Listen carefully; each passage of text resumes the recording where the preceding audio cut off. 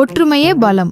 ஒரு குட்டி கிராமத்து கதை. முன்னொரு காலத்தில் ஒரு அழகான மலை அடிவாரத்தில் ஒரு சிறிய கிராமம் இருந்தது. அங்கே மனிதர்கள் அனைவரும் மிகவும் மகிழ்ச்சியாக வாழ்ந்து வந்தார்கள்.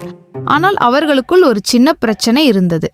ஒவ்வொருவரும் நான் தான் பெரியவன், என் வேலைதான் முக்கியம் என்று நினைத்துக் கொண்டார்கள். அந்த மூவர் அந்த கிராமத்தில் 3 முக்கியமான நண்பர்கள் இருந்தார்கள். கதிர் விவசாயி.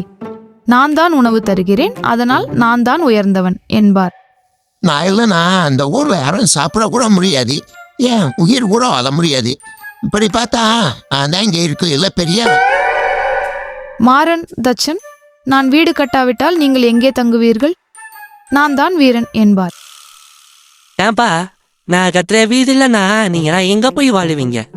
வீடு இருந்தாதான் மழை தண்ணி வெயில் இதுக்கெல்லாம் நீங்க பாதுகாப்பா இருக்கலாம். வைத்த வெளியில படுது இருந்தீங்கன்னா பாம்பு நடியில் கடலின்னு வந்து உங்களை தின்னுட்டு போயிடும். இப்படி பார்த்தா நான் தான் இங்க இருக்கையிலே பெரியவன். முகிலன் நெசவாளி.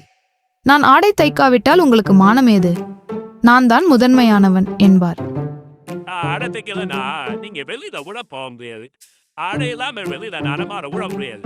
இப்படி பார்த்தா நான் தான் இந்த ஊர்ல பெரியவன். இப்படி மூவரும் அடிக்கடி சண்டை போட்டுக் கொள்வார்கள். ஒரு நாள் அவர்கள் ஒரு முடிவுக்கு வந்தார்கள். யாருடைய உதவி இல்லாமல் யார் வாழ்கிறார்கள் என்று பார்ப்போம் என தனித்தனியாக பிரிந்து சென்றார்கள். என்ன நடந்தது? முதல் வாரம் கதிர் நிறைய காய்கறிகளை விளைவித்தார். ஆனால் அவருக்கு போட நல்ல உடையும் இல்லை, தங்குவதற்கு சரியான வீடும் இல்லை. மழையில் நனைந்து அவருக்கு காய்ச்சல் வந்தது. 2ஆம் வாரம் மாறன் அழகான ஒரு வீட்டை கட்டினார். ஆனால் சாப்பிட உணவு இல்லை. பசியால் அவர் வாடிப்போனார். 3ஆம் வாரம் முகிலன் மிகச் சிறந்த உடைகளை தைத்தார். ஆனால் பசியும் தாகமும் அவரை வாட்டியது. வீடு இல்லாததால் வெட்ட வெளியில் நடுக்கத்தில் கிடந்தார். அந்த பாடம் கடைசியில் மூவரும் ஒரு மரத்தடியில் சந்தித்தார்கள். ஒருவரை ஒருவர் பார்த்து பரிதாபப்பட்டார்கள்.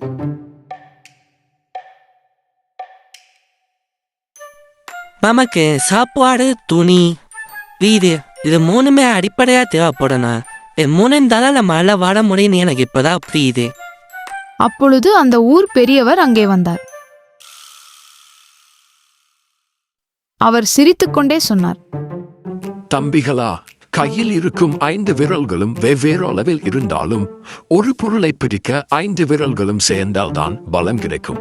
அதுபோலத்தான் மனிதர்களும் ஒருவருக்கொருவர் உதவி செய்தால்தான் வாழ்க்கை முழுமையடையும்.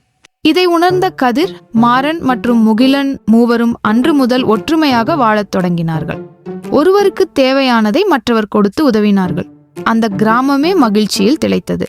கதையின் நீதி ஒற்றுமையே பலம். மனிதர்கள் ஒருவருக்கொருவர் சார்ந்துதான் வாழ வேண்டும். யாரையும் தாழ்வாக நினைக்கக்கூடாது.